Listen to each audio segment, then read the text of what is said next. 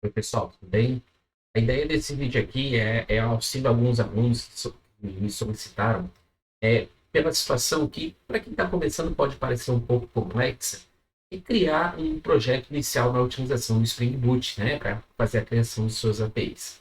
Então, eu vou mostrar de uma forma, para ser o mais simples possível, uma forma de a gente criar esse projeto inicial, digamos assim, na utilização do Spring Boot. Pode criar esse projeto inicial de várias formas, mas eu vou mostrar para vocês como utilizando o inicializador do próprio Spring, tá? Você pode procurar no próprio Google como Spring, ele já vai aparecer aqui, Spring, o inicializador dele, tá? É uma página bem fácil, digamos assim, aqui, link certo, onde a gente vai preencher algumas informações e ele vai gerar um projeto inicial para a gente. Mais uma vez, a gente poderia fazer isso direto lá dentro do Eclipse.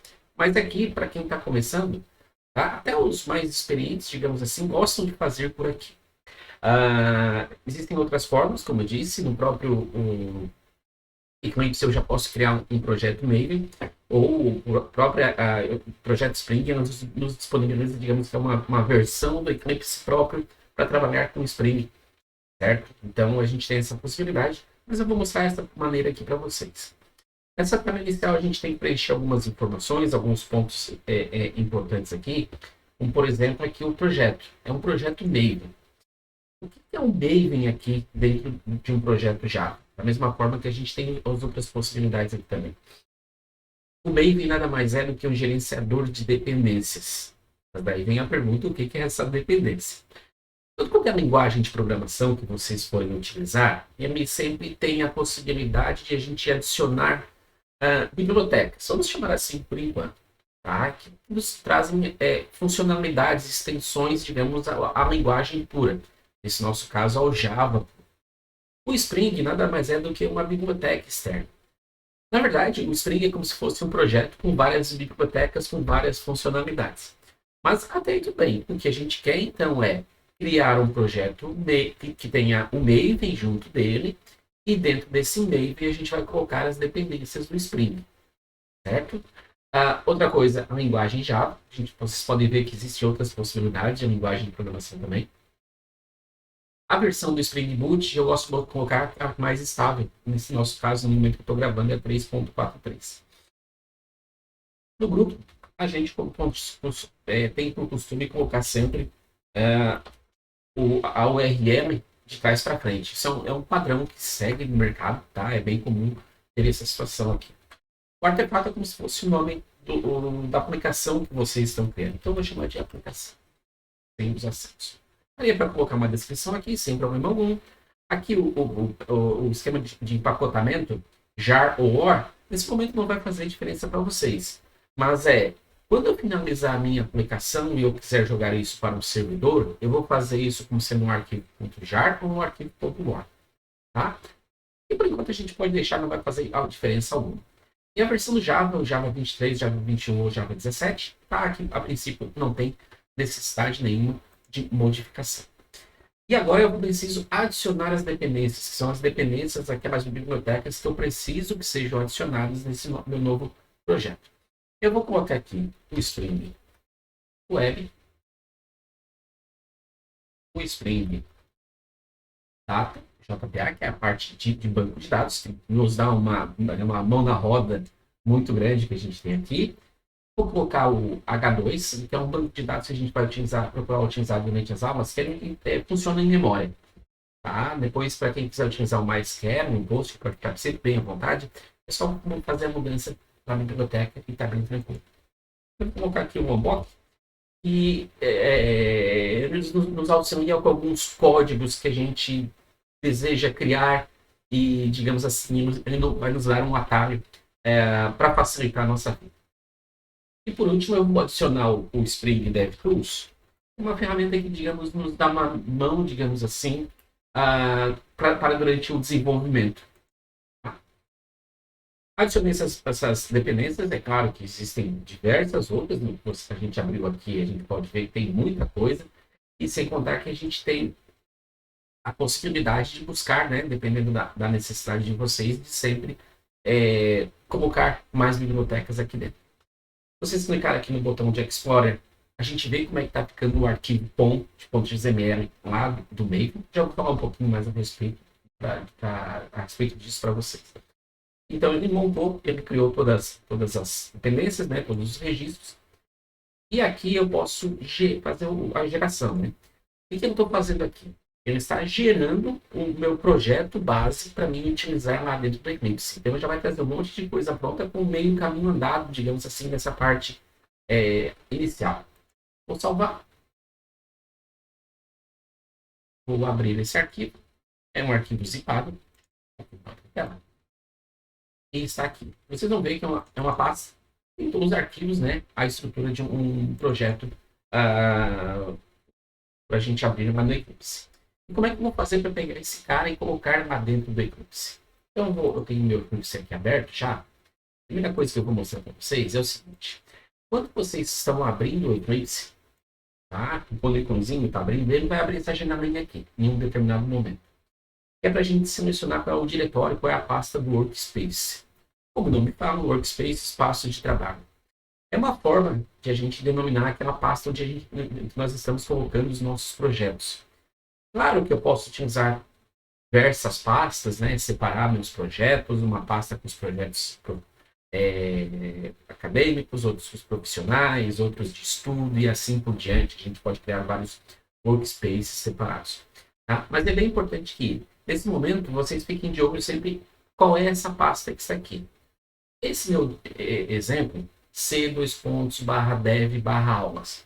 Ou seja, eu vou colocar aquele arquivo, aquela pasta do projeto dentro desse cara aqui. Tá? Eu vou cancelar porque o meu estava aberto, mas o de vocês, na hora que está abrindo o Eclipse a primeira vez, na hora que está abrindo o Eclipse, não apenas a primeira vez, né? Não esqueçam de selecionar a pasta direitinho. Eu vou abrir aqui. Eu já estou dentro dessa pasta. Eu vou simplesmente copiar, né? Arrastar esse cara e está aqui dentro. Está resolvido. Ok, beleza. Vamos voltar lá para o Eclipse. Eu preciso, então, abrir aquele projeto. Aqui a gente chama de importar, né? Aqui na área à esquerda do Package Explorer, botão direito, Import. E vocês vão procurar por essa opção aqui, ó, projetos Maven existentes. Quando na necessidade, a gente pode digitar aqui em cima, tá? Até encontrar o que vocês querem, porque a gente tem várias opções aqui. Next. E aqui eu vou procurar, e eu vou procurar já dentro lá da pasta do meu Workspace. Seleciono a pasta lá, no caso da aplicação. Selecionei e dou um finish. Aqui para a gravação, a figurinha está na frente, mas atrás dela tem tipo uma barrinha de progresso. Tá? Que vocês vão reparar que o Maven está importando as bibliotecas. Então, a ideia aqui é que aquelas bibliotecas que a gente definiu lá no arquivo .xml, ou melhor, lá no inicializador do Spring, ele está carregando, ele está baixando isso para dentro da minha máquina aqui. Tá? Não necessariamente ele baixa tudo dentro do meu projeto, mas ele está baixando essas informações aqui. Então, ok, finalizou. Eu vou aqui na pastinha aplicação e faz várias coisas aqui prontas. Aqui tem um Maven Dependency, que são tudo aquilo que ele está baixando, né? Ou parte do que ele está baixando, está demonstrando aqui. Tá? Tem coisas que no momento vocês podem achar estranho, tá? Mas eu não adicionei isso aqui. É porque muitas vezes a dependência que a gente escolheu lá no POM, ela também tem dependências. Então ela baixa as dependências das dependências. Lembrar que isso é uma coisa extremamente comum dentro de linguagens de programação. Não é só Java, mas praticamente eu acho que todas as linguagens têm isso. Uma atenção para esse arquivo aqui, é o pom.xml. Eu posso abrir ele. É um arquivo XML, né? Como o nome diz, que traz algumas informações que a gente definiu lá atrás no inicializador. Mas o que não tem aqui que de repente é interessante? A gente não costuma ficar mexendo muito nesse primeiro momento, deixa para depois. Mas ele aqui no parent, ele traz algumas informações do Spring, né? 3.4.3 é a versão do Spring que a gente escolheu lá atrás. Depois aqui a gente tem dependências. São as dependências. E dentro ele tem várias dependências. Vou dar um enter aqui, sem problema nenhum. E vocês vão verificar que tudo aquilo que a gente selecionou lá no inicializador, a gente colocou aqui. É claro que ele sempre tem algumas informações a mais, certo? Aqui o build também tem algumas informações bem importantes, né, de algumas coisas que a gente precisa, tá? Durante o projeto. Se eu desejar colocar mais alguma dependência, é dentro dessa tag dependências aqui, ó, junto com essas outras dependências que a gente tem. Então, eu posso, de repente, ter uma biblioteca para trabalhar arquivo, informações no formato JSON, que eu preciso fazer conversões, a gente tem bibliotecas para isso, algumas coisas para trabalhar com relatórios, gerar um PDF, comunicação e assim por diante, a gente tem muita coisa. Também poderia ter aqui, se eu fosse usar um banco de dados MySQL, por exemplo, eu vou adicionar as dependências referentes ao acesso ao banco de dados MySQL e assim por diante. Ok, então aqui eu posso até fechar esse cara. E agora eu vou vir aqui em cima onde eu tenho o main já. Vocês devem ficar aqui no cria um pacote inicial, BR com preço da aplicação. É o padrão que a gente costuma seguir no desenvolvimento de aplicações em Java. E se vocês olharem lá dentro da pastinha, né, onde a gente criou lá no Windows Explorer, vocês têm toda essa estrutura de pastas. Tá? E reparem que eu tenho aqui dois arquivos, que não foi a gente que criou, mas sim foi o próprio Spring que criou elas. Esses servers inicializer aqui, vocês podem até abrir, mas não tem nada que mexer e por favor, não mexam também, tá? Isso aqui digamos, ele fica sob responsabilidade do Spring para configurar toda a parte de acessos, tudo que ele tem a respeito do Spring para trabalhar aqui dentro. O segundo arquivo, sim, é importante para a gente. Tá? Vocês vão reparar que dentro desse arquivo tem um public static void main. Quando a gente encontra isso aqui no Java, eu sei que esse cara pode ser executado. Aqui quer dizer o seguinte: quando eu quiser subir a minha aplicação, né, a aplicação que eu criei no Spring Boot com as minhas APIs, eu preciso executar essa classe aqui. E quando eu executo ela se encarrega de puxar tudo, né, de subir todas as minhas APIs, todos os endpoints e colocar no ar para ficarem esperando chamadas. Tá bom? Por enquanto a gente não vai usar ele. E na sequência a gente vai fazer a utilização para fazer rodar o que a gente quer fazer aqui. Dentro desse pacote, package aplicação, eu vou clicar o botão direito em package. E vou botar aqui ponto com controller. O que é controller? Controller é a denominação para aquele cara, ou aquela camada, também a gente pode dizer assim, né? Que é responsável por receber as chamadas externas, né, para a nossa API. Então, é aqui que eu vou definir como que as APIs serão chamadas. Então, a API é chamada via Postman, via outras aplicações, ou via navegadora, da maneira que seja, ele vai sempre cair primeiramente dentro de um controller. E a partir daí, o controller, ele sai a caça, digamos assim, das outras classes, das outras funcionalidades que a gente tem, seja para cadastrar informações de banco, seja para apenas salvar, seja para alterar, excluir e assim por diante, qualquer coisa que a gente tem. O padrão, né, costuma-se trabalhar mais ou menos da seguinte forma: minha aplicação tem um cadastro de produtos, então eu tenho um controller para produtos, onde eu tenho todas as operações de produtos ali dentro, né? Eu tenho um controller para salvar, eu tenho para alterar, eu tenho para excluir, eu posso ter um endpoint dentro desse controller de produtos para consultar por código, para consultar por nome e assim sucessivamente. A gente pode ter vários controllers lá dentro dessa classe produtos controller. Eu tenho um cadastro de clientes, eu vou criar um clientes controller onde eu vou ter todos os endpoints com todas as operações referentes a um cadastro de clientes e assim sucessivamente. Então, dentro desse cara aqui, eu vou criar algumas coisinhas importantes. Então, primeiro vamos criar o controller, né? Classe, vou chamar de pessoa controller. Aqui uma atenção, sempre que vocês forem, de repente vocês vão cair dentro de uma equipe, pode ter padrões, né, diferentes de dar o nome para essas classes, tá? Isso aqui não é uma coisa escrita em pedra, como a gente sempre fala. Então vamos lá. O que eu preciso colocar aqui dentro dessa minha. Dentro desse meu. Dentro dessa minha classe. A gente vai usar primeiramente duas anotações aqui. Tá? Vou botar aqui. Pessoa. Duas anotações extremamente importantes. Essa primeira aqui, essa REST Controller, é para dizer que isso aqui é um controller REST, tá? Padrão que a gente utiliza, então sempre a gente vai utilizar. E aqui o Request Mapping, eu estou fazendo um mapeamento de requisição. Aqui os dois estão dando erro, eu vou clicar o botão, aqui no botão vermelho e vou fazer um import. Né? A gente já está marcando tudo aqui. O outro também, mesma coisa, import. O Request Mapping pessoa, por que eu estou fazendo isso aqui? Como eu falei, é um mapeamento de requisição. Como eu estou fazendo um controller para a pessoa, o que eu quero é que o caminho para ser chamado, né, o HTTP, dois pontos, barra, barra, não sei o que, aquela coisa toda da URL, seja barra pessoa. Então eu tenho o caminho principal, digamos assim, da minha aplicação, e barra pessoa vai cair nesse controller. Da mesma forma que eu tenho para um produto, um controller de produtos, eu vou ter um barra produto. De vendas, eu vou ter um barra venda e assim sucessivamente, certo? Então, eu estou criando uma API para a pessoa, para pessoas, como queira, certo? Então, vai ser sempre chamado como barra pessoa.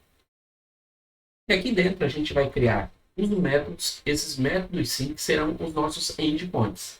Então, se eu vou ter um método para salvar, se eu vou ter um endpoint de salvar, eu vou ter um método aqui para salvar. Se eu tiver um endpoint de excluir, eu vou ter um endpoint aqui de excluir. E sucessivamente a gente vai fazendo isso. Então, eu vou fazer aqui um public string para salvar. A gente não vai estar mandando nenhuma informação, isso aqui vai ficar para depois. O objetivo aqui é a gente tentar mostrar para vocês criar esse projeto inicial. Eu vou dar um return dados salvos. Até aqui tudo bem. Ok, a gente criou um método aqui para isso. Só que é o seguinte, como eu falei anteriormente, eu vou ter vários endpoints aqui dentro. Um para salvar, um para excluir, outro para modificar e assim sucessivamente para consultar coisas desse tipo. E também a gente tem aquela situação dos verbos HTTP. O post, o get, o delete, o put, patch e assim por diante. Então eu preciso sempre dizer o seguinte, quando eu chamar o barra pessoa, como eu quero salvar, eu quero utilizar vai ser o post, digamos assim, eu vou ter que fazer essa marcação no post.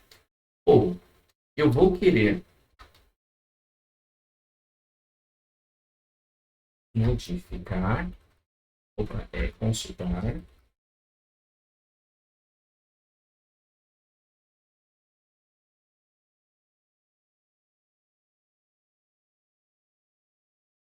tá? Eu quero consultar, eu quero salvar, eu quero alterar assim sucessivamente. Então eu preciso sempre dizer o seguinte, tá? Mas com qual verbo que eu vou chamar o consultar? Com qual verbo que eu vou chamar o salvar e assim sucessivamente? Vou fazer a princípio que só o salvar, no nosso caso é um get, então eu preciso colocar aqui um. Deixa eu copiar já prontinho para mostrar sempre um erro para ficar mais fácil sempre para vocês. A gente poderia ter digitado aqui direto, mas eu vou colocar esse cara aqui, porque eu quero que ele fique marcado como erro e eu venho aqui do ladinho e eu clique. Então, ó, import getMap annotation. Vocês vão reparando que ele vai colocando que não vai ser. Então, eu já anotei como esse consultar como sendo um endpoint do get, do verbo get. Aqui, eu poderia colocar, então, um arroba post. Então, vamos lá.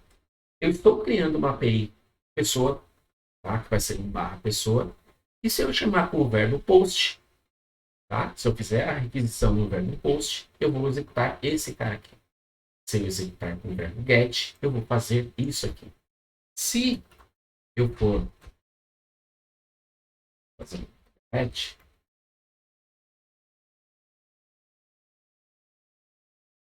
eu tenho isso aqui.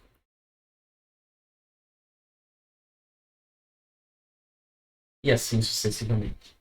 Então, aqui, a gente executando essa API, a gente já conseguiria testar. Como eu quero fazer via navegador, o navegador utiliza apenas o método get, seria esse cara. Então, vocês podem testar também a respeito lá do Postman para isso. Então, vou salvar esse cara aqui. Vou voltar naquele arquivo do application e vou clicar o botão direito. Com S, Java Application. Tenha bastante atenção no que vai rolar aqui embaixo. Vai aparecer muita coisa aqui, tá? Que vai, digamos, subir a aplicação, como a gente diz. Para quem de repente já viu alguma coisa de desenvolvimento web, tá? E quando vai clicar o botão direito e mandar executar e aparece aqui um server, rodar no servidor, pode perguntar, tá, mas eu não tenho que rodar no servidor?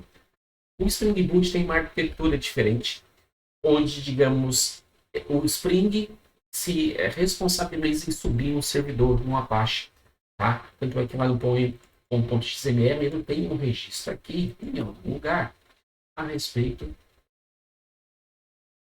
né, de compilador. Ó, ele tem um Apache aqui por baixo dos panos. Então, o Spring ele se encarrega de fazer tudo aí, diferente de algumas outras formas de desenvolvimento de aplicações de Java que a gente tem. Outra coisa extremamente importante aqui é aqui apareceu algumas informações, database, JDBC, não consigo conectar. Isso aqui é porque lá que a gente adicionou a dependência do H2, que é do banco de dados, mas a gente não configurou nada. Tá? Mas isso não é problema por enquanto. E outra coisa é que aqui para cima, ele vai ter aqui, deixa eu achar aqui, ó. Reparem que ele colocou aqui, ó, porta 8080. O que é essa porta 8080? Sempre que a gente sobe um servidor web, que digamos, o próprio Spring está se encarregando de fazer aqui com o Tomcat, ele passa a trabalhar ou ele passa a escutar uma determinada porta aqui da nossa máquina, tá? Então, tem como padrão a utilização da porta 8080, mas isso pode ser modificado, tá? Mas o padrão, se a gente não mexer em nada, é 8080. Outra coisa importante, reparem que aqui esse botão vermelho, tá? Ele está vermelho porque a aplicação está em execução, certo? Agora eu vou abrir um navegador aqui e vou digitar localhost 8080/pessoa, que é aquela API que a gente criou. Repare que eu não estou colocando mais nada, a única coisa que eu sei é, quando a gente executa uma API por aqui, pelo navegador, ele executa um GET. Então, ó, dados consultados. Ele bateu naquela nossa API, tá? E ele foi lá, fez o que tinha que fazer. No nosso caso aqui, a gente está só devolvendo uma mensagem, mas eu poderia estar mandando para ele o código de uma pessoa e eu quero receber os dados dessa pessoa, certo? É uma possibilidade também. Vou voltar aqui. O cara aqui da nossa aplicação, tá? Continua funcionando, ou seja, se isso aqui estivesse num servidor, no Amazon, em qualquer lugar, as pessoas sabendo o endereço poderiam chamar aquela API que a gente criou, tá? Via Postman em qualquer outra situação. Nós estamos pensando agora, nesse momento, a respeito de segurança. Tá? Esqueça um pouquinho isso nesse momento. Então, a gente poderia fazer várias solicitações. Agora, como eu falei, o GET, o navegador, quando a gente chama uma API, ele sempre executa via método GET, certo? Aqui, a gente teria no nosso controller já preparado um post e um delete. Então, isso aqui eu poderia testar, certo? Lá direto no Postman, tá? E lá a gente tem, do lado da URL, a possibilidade de trocar qual é o verbo que a gente está utilizando. Funciona perfeitamente, testem à vontade isso aqui. E digamos, mais um ponto antes de a gente finalizar, só para demonstrar como isso aqui está funcionando, eu vou fazer uma modificação aqui, só para colocar uma mensagem mesmo, Salt, e vou colocar aqui também dados. Vocês devem reparar o seguinte, eu não salvei ainda, não dei o Ctrl S aqui. Eu vou salvar. Reparem que aqui vai começar a correr as letrinhas tudo de novo. Isso aqui é dentro de pequenos componentes que a gente adicionou. Ele traz uma possibilidade para a gente que ele, sempre que a gente faz modificações da nossa aplicação, ele já se encarrega em subir no servidor e fazer essa atualização. Tá? Grande maioria das situações, isso aqui é extremamente útil. A grande maioria. Então, em algumas situações aí no andar da carruagem, vocês podem ver que não é tão legal, tá? Dependendo do que a gente está fazendo, principalmente se a gente está fazendo modificações em banco. Tá? Então, se vocês precisam, não, eu preciso encerrar, eu preciso matar o processo, né? Eu preciso encerrar minha aplicação para executar de novo. Vocês veem nesse botão vermelho aqui, o terminate, e clica nele, e a gente está encerrando a aplicação. Tanto é que aqui, se eu fizer a chamada, tá? Ele está procurando e não vai achar. Ele não encontrou o localhost 8080/pessoa. Então, aqui eu vou executar novamente. Vou subir a aplicação. Opa, outro arquivo.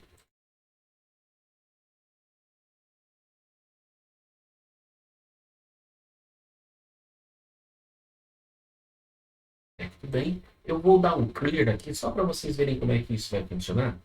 Tá? Vou voltar nesse cara. Vou até fazer uma coisinha diferente só para ele aparecer aqui embaixo o que a gente está fazendo. Quando eu fizer chamada, olha só. Ele registrou algumas coisas a respeito da chamada lá do servidor, tá? Do Tomcat, coisa e tal. Mas apareceu aqui, ó, dados consultados. Essa mensagem que apareceu nada mais é do que esse out aqui que a gente colocou. Tá? É comum a gente fazer esse tipo de sinalização para mostrar informações, como uma espécie de debug, por exemplo. Isso ajuda muito no dia a dia para a gente. Tá bom, pessoal? Então aqui a gente já criou, digamos, uma aplicação base mesmo a respeito desse Spring Boot, onde a gente já criou, seria uma API de pessoa, certo? Com 3 endpoints, claro que não estão funcionais ainda, mas já vai nos auxiliar bastante a respeito para dessa sequência, para fazer uma coisa legal a respeito disso aqui. Tá bom, pessoal? Em breve mais vídeos para dar uma sequência aqui, de repente a gente faz isso virar uma série, mais algumas coisas aí, para ajudar a galera que está iniciando nessa ferramenta do Spring Boot. Show de bola, amiguinhos. Abraço, até mais. Tchau, tchau.